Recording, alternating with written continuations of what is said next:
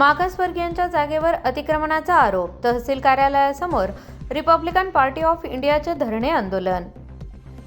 शेवगाव शहरातील गट क्रमांक 704 मधील मागासवर्गीय कुटुंबांच्या जागेवर कथित अतिक्रमण करून महात्मा सार्वजनिक वाचनालयाची इमारत उभारण्यात आल्याचा आरोप करत रिपब्लिकन पार्टी ऑफ इंडियाच्या कार्यकर्त्यांनी आज दिनांक 14 ऑगस्ट रोजी सकाळी 11 वाजल्यापासून शेवगाव तहसील कार्यालयासमोर धरणे आंदोलन सुरू केले आहे।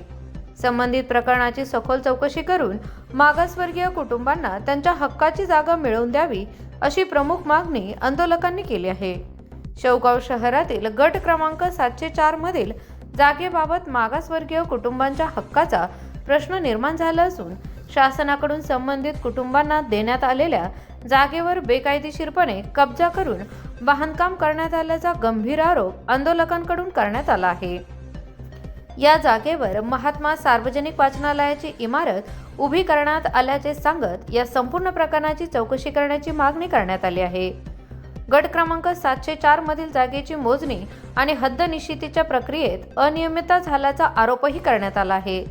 चुकीच्या पद्धतीने नकाशा तयार करण्यात आल्याने मागासवर्गीय कुटुंबाच्या वहिवटीचे क्षेत्र कमी दाखविण्यात आल्याचा दावा आंदोलकांनी केला आहे। त्यामुळे प्रत्यक्ष जागेची फेरमोजणी करून अचूक हद्द निश्चितीचा नकाशा उपलब्ध करून द्यावा अशी मागणी करण्यात आली आहे। दरम्यान महसूल, भूमी अभिलेख, पंचायत समिती, नगर परिषद व संबंधित कार्यालयाच्या नोंदणीमध्ये फेरफार झाल्याचा आरोप करण्यात आला आहे। काही नोंदी रद्द करून त्याऐवजी नवीन नोंदी करण्यात आल्याचा दावा करत या सर्व कागदपत्रांची पडताळणी करून दोषींवर कायदेशीर कारवाई करावी अशी मागणी रिपब्लिकन पार्टी ऑफ इंडियाच्या कार्यकर्त्यांनी केली आहे।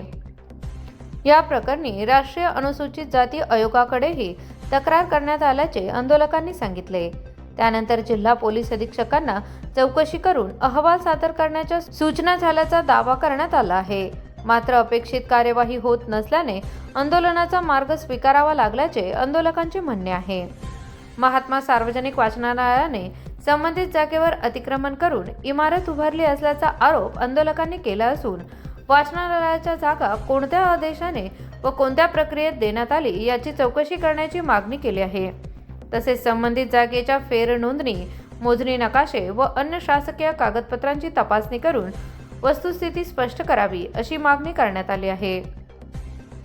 आंदोलनकर्त्यांच्या प्रमुख मागण्या: गट क्रमांक 704 ची प्रत्यक्ष फेरमोजणी करावी, मागासवर्गीय कुटुंबांच्या हक्काच्या जागेची हद्द निश्चित करावी, चुकीच्या महसूल व भूमी अभिलेखा नोंदी दुरुस्त कराव्यात, कथित बेकायदेशीर बांधकामाची चौकशी करावी, तसेच दोषी आढळणाऱ्या व्यक्ती व संबंधित अधिकाऱ्यांवर कायदेशीर कारवाई करावी अशा मागण्या आंदोलकांनी केल्या आहेत।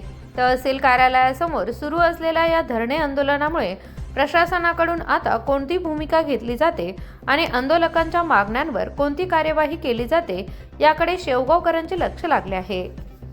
कॉंग्रॅच्युलेशन्स वहिनी, बाळ झाल्याबद्दल। पण मी ऐकलंय डिलिव्हरी फार क्रिटिकल होती। आता ठीक आहे ना सगळं? अगं होता थोडा प्रॉब्लेम, पण स्त्रियांच्या आरोग्याची संपूर्ण काळजी घेणारं मातृसेवा होतं ना साथीला। सगळं सुरळीत झालं। किशोर वयापासून ते रजोनिवृत्तीपर्यंत स्त्रीच्या आरोग्याची संपूर्ण काळजी घेणारं अहमदनगर मधील पहिलं स्त्री रुग्णालय Matruseva women's hospital, obstetric, ICU, किशोरवयीन आणि विवाहपूर्व समुपदेशन, गरोदर माता तपासणी आणि प्रसूती, पहिल्या सिझेरियन नंतर नॉर्मल डिलिव्हरीची सोय। मातृसेवा विमेन्स हॉस्पिटल, सक्कर चौक, नवीन टिळक रोड, अहमदनगर। फोन 9850 20 0017।